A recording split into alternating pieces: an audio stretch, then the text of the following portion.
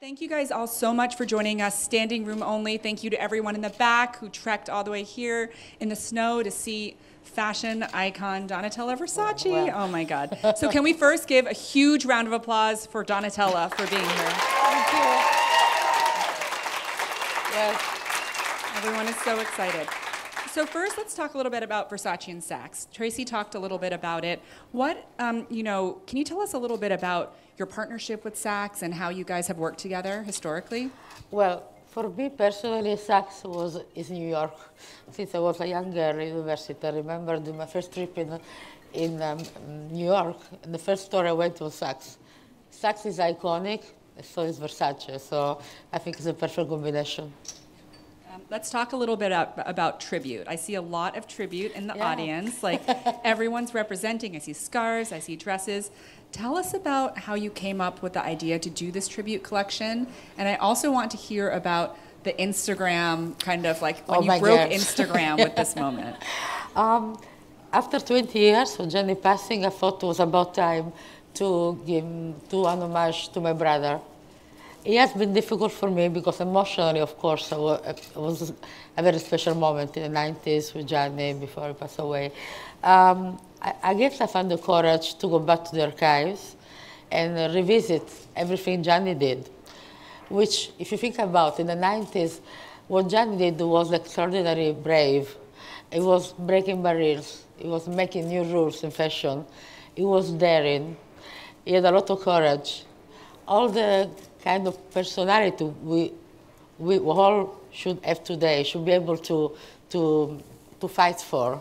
Gianni fought for his fashion. Was risky, was different, but was about empowering women since the 90s. So I thought that kind of thinking, empowering women, is very today. So it was very appropriate to do the show. And as homage to Gianni, as homage to all the women in the world. I love seeing the little girl in the audience who's also watching. She's amazing. Look at her. I like her style. She has her sparkle crossbody. Yeah. She's mixing prints. It's very good. I'm into it. Tell me a little bit about that moment you went into the archives and you came up with the idea for this. How did you decide to have that moment with all the supers? And what did you call them and say, I have an idea. We need to have a reuniting moment. Well, it was exactly like this. I mean, I was thinking what Gianni, if he was alive, would want to see today. And I closed my eyes and said, he wants to see those girls, again on the runway, gorgeous as they still are. Gianni loved women. And Naomi, Cindy, Elena, all those girls have a strong, strong personality. They became supermodel because they had something to say. And Gianni made them supermodel because he was able to listen to them. So it was a perfect combination between the designer and the respect he has for the woman. I have to say Gianni really helped create the supermodels. And we all love Gianni, and Gianni loved them. So I tried, I called Naomi first, of course, Naomi Campbell's best friend. I said, Naomi, let's do this. You have to call Naomi first, always. Yeah, first yes. And Naomi called the other one, and I called Cindy, and Kaya Gerber was doing the first show on the runway. And for me, it was very special after 20 years to have Cindy Crawford and her daughter in the same runway. It was really a special moment, very emotional for all of us.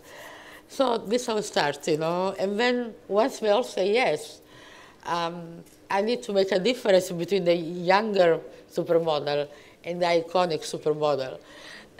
So what better than the metal mesh? I always had this picture in my mind, this image of Richard Avedon did for Gianni with all these girls, photographing the metal mesh in all these clothes. It was exactly the same girl.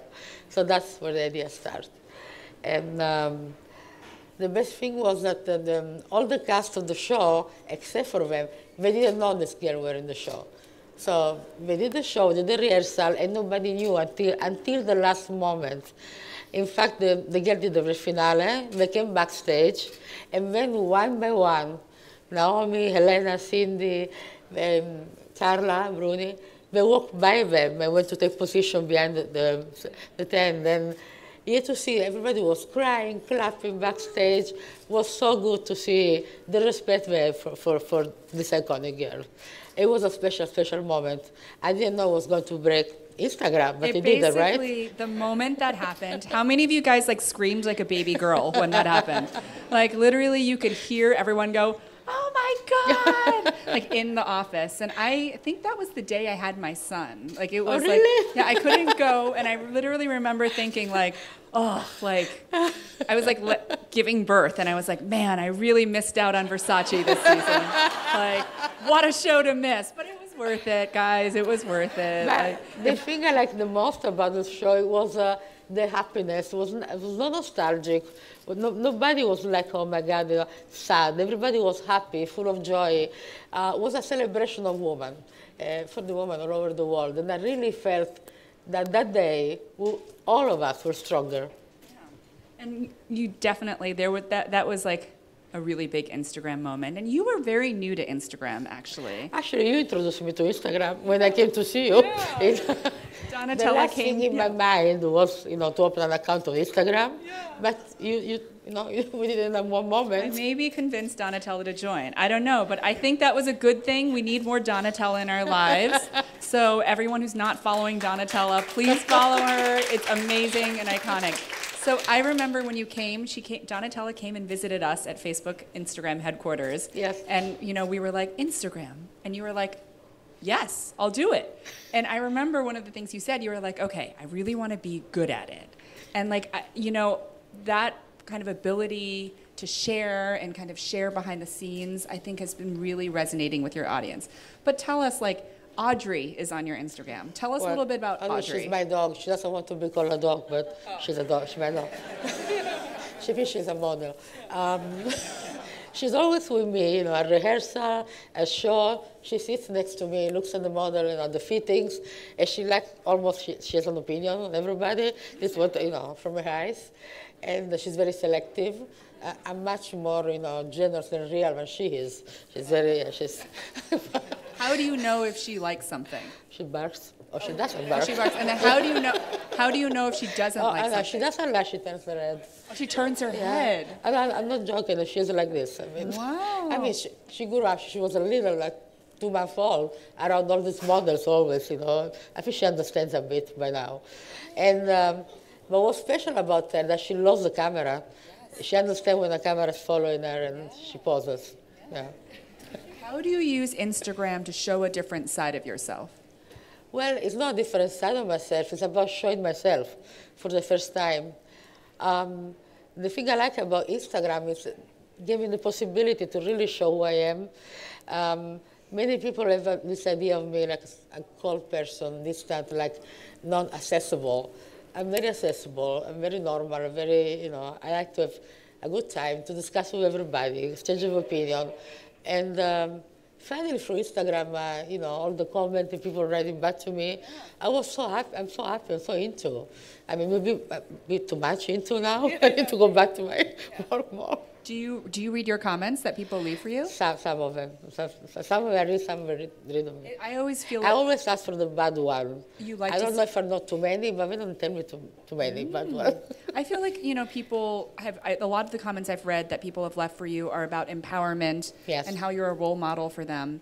How do you balance? I mean, and I think every woman gets asked this question, and I think you kind of just have to do it. But like mother, CEO, designer, like how do you find balance? Or not CEO, but like mother, kind of like, like businesswoman. But I make a hard time for my CEO every day. So. Yeah. There's someone sweating in the back row back there. Sorry.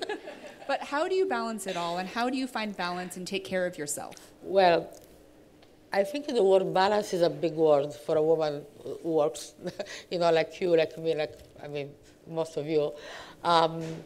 It's about priority. I mean, you have to prioritize your family, of course. I mean, you have to make sure they have whatever they need. That's very important. I grew up in a very close family. Johnny and my brothers, we were very close. And that helped me a lot growing up and feel sure about myself and, and fighting for what I believe. It's not always easy. Doesn't happen all the time. But I think you can make it happen, You can make it happen. And work is my life. I mean, I don't even call work. For me, it's a pleasure, though. It's a privilege to work in fashion and to be surrounded from so many interesting people, which I keep learning every day, something new. Like today, with you, all of you here. What advice would you give for the young women in the audience who want to work in fashion or want to study design? Like, what advice would you give for a young entrepreneur who wants to? You have to fight for what you believe. Don't try to be somebody else. Try to be yourself. Even if, nobody's very sure about yourself when you're young in the beginning of your career. But what I learned from my brother, he liked a certain kind of woman and a certain kind of fashion. He fight for that. And he took risk. He was not always like it, but he accept that. He accept like not everybody can like the same thing. But he fought for what he liked and succeed. So it's about fighting, giving all yourself to this kind of work and succeeding. Yeah, you have to be strong and fight all the time. And you have mentioned the word courage and bravery and Yes. fighting for what you believe in. How did you find that confidence? Like, is that new for you, or were you naturally very confident always? I think I didn't have any choice in my life. At one point, in my life, I have to be like that. Especially after what happened to Gianni, I have all the company and decide what to do. Go ahead, stop. And stop was never in my mind. It was always going ahead and continue this brand, keep this brand alive. But of course, to do that, you have to make choices. You have to be strong. You have to be sure and confident. Even if I wasn't 100% confident, I make believe I was for the people around me. So they gave me the strength to go ahead. So fake it until you make it. A little bit, yeah. I believe in that. I believe in You that. can always be, I mean, people don't know if you're not really, if you No, can they don't. pretend you are, they'll believe it too. You can pretend I'm sure. I'm not sometimes, but And fashion is about make-believe and fantasy. Fantasy, it's about a dream. It's still about dreaming. It's still about putting yourself in another dimension. And I think that's good, To be too real all the time, 100%, is not that fun. And so we're in New York City, which is the place of make-believe and fun. Yeah. What's your favorite thing? And we're here at Saks, flagship on This Fifth is Avenue. the first store I was in my life in New York, was Saks, yes. Did you buy anything? Or I bought a lot, actually, with my brother's course. money. Yeah. I used my brother's money. What did you do today? Your brother said, what did you What do? do you spend? I was at Saks. You told me to go, so. I love that. Yeah.